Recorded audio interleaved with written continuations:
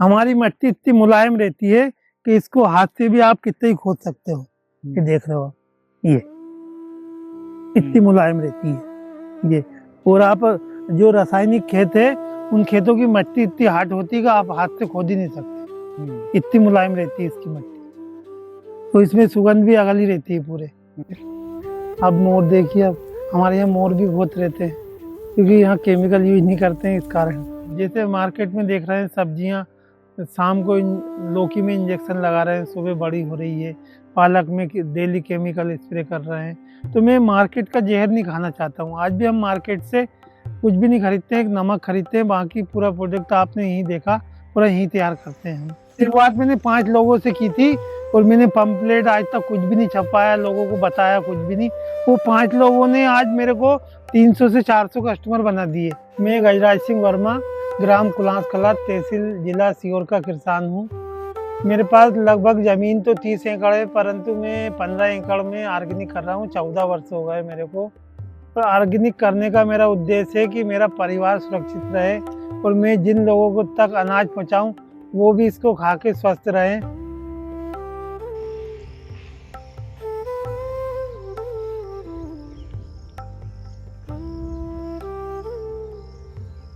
तो 2010 से खेती कर रहा हूँ और 1-2 वर्ष हमें थोड़ा सा मतलब 20 से 30% माइनस गए हम, पर इसके दाम धीरे धीरे बढ़ के मिलने लगे तो हम मतलब वही लोगों की बराबरी पे पहुंच गए। उसके बाद धीरे धीरे मार्केट अच्छा मिलता गया, तो अभी प्रोसेसिंग भी हम ही कर रहे हैं। हमारी कच्ची घानी की यूनिट है तेल प्रोसेसिंग की। यहाँ पे कोल्ड प्रेस तेल तैयार किया जाता है सभी प्रकार का, सरसों का, मूंगफली का, तिल्ली का, अलसी का, नारियल का, बादाम का, तो वो भी नेचुरल तरीके से तैयार करते हैं। ये कोल्हू है, कोल्हू के द्वारा तेल तैयार करते हैं। एक आप उधर देख रहे हैं देसी घट्टी लगी हुई है, उससे हम पूरे मसाले, धनिया, हल्दी, मिर्ची सब उसी से पिसाई करते हैं। जो पुराने समय में जो पद्धति से मसाले तैयार करते थे उसी पद्धति से अभी भी मसाले हम तैयार कर रहे हैं।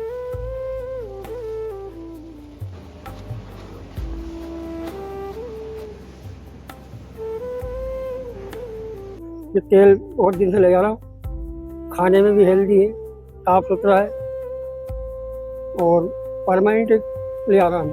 क्या भाव मिलता है आपको? 200 रुपये लीटर। बाजार में जो तेल मिलता है और ये वाला जो तेल है उसमें अंतर लगता है आपको? हाँ, अंतर है ना। ये साफ सुथरा सही है, खाने में टेस्ट है। कि हमको परिवार फैमिली जैसा मानते हैं वही लोग खरीद रहे हैं। जैसे कई लोगों को फैमिली डॉक्टर जैसे रहते हैं, जैसे हमें फैमिली किसान बना रखा है उनने, तो हम उन्हीं को ही सेवा कर रहे हैं। इससे कभी फसल में हानि हो जाती है, फसल का उत्पादन कम रहता है, तो वो मेरे को हर मदद संभव प्रयास करते हैं कि आप मतलब खेती का ये ऑर्गेनिक खेती करना बंद मत करना।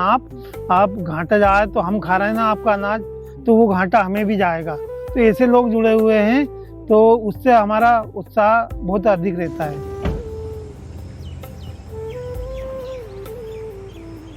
दाल है, मसाले हैं, तेल है, गुड़ है, गेहूं है और सभी अचार हैं, पापड़ हैं, सभी प्रकार की वो तैयार कर रहे हैं और सभी प्रकार का उपलब्ध करा रहे हैं।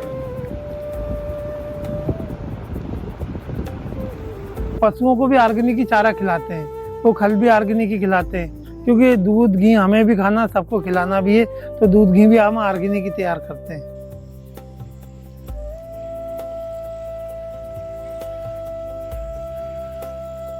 मेन ऑर्गेनिक में लेबर कास्ट रहती है खरपतवार की, बाकी हम देसी दवाई तो कीड़े के लिए बना लेते हैं। 5 पत्ती काढ़ा बना लेते हैं, फिर मास्क बना लेते हैं।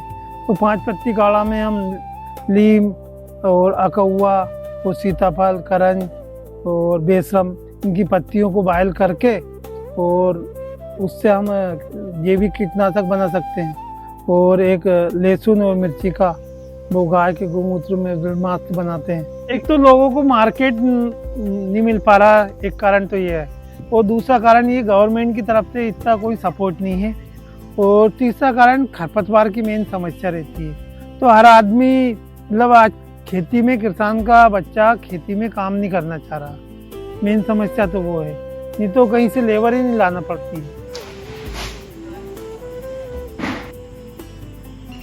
ऑर्गेनिक फार्मिंग में जो प्रोडक्शन आता है उसको एक प्रीमियम प्राइस फार्मर्स को मिलना चाहिए, जिससे कि उसका जो लॉस ऑफ प्रोडक्शन है वो कॉम्पनसेट हो जाए। सरकार से मेरा ये निवेदन है कि प्रत्येक जो किसान जैविक कर रहे हैं उनको एक तो खाद बनाने की ट्रेनिंग दी जाए, तो खाद बनाने के फिर उनके लिए तैयार किए जाए और उनको मार्केट उपलब्ध करा जाए।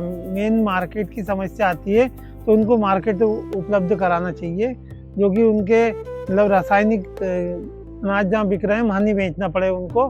मार्केट मिलने लगेगा तो धीरे धीरे किसान काफ़ी जैविक खेती करने लगेंगे।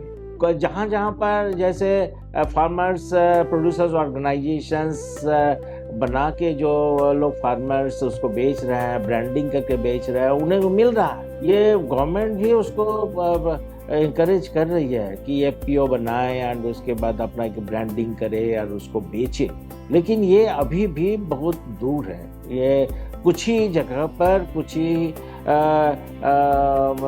सपोर्ट से, हैंड होल्डिंग सपोर्ट ऑफ कोई नॉन गवर्नमेंट ऑर्गेनाइजेशन का भी सपोर्ट है, एग्रीकल्चर इंस्टीट्यूशंस का भी सपोर्ट है। जब तक उसका नॉलेज सपोर्ट नहीं मिलेगी, हैंड होल्डिंग सपोर्ट नहीं मिलेगी, जब तक उसका डेमोन्स्ट्रेशन इन द फील्ड नहीं होगा, प्रॉपर नहीं होगा, तब तक इसका फायदा उतना नहीं मिल पाएगा। इसका जो गवर्नमेंट की स्कीम्स है उसका प्रचार और भी होना चाहिए एंड इसमें जो स्टेक होल्डर्स हैं सबको मिल के इसमें काम करने की जरूरत है।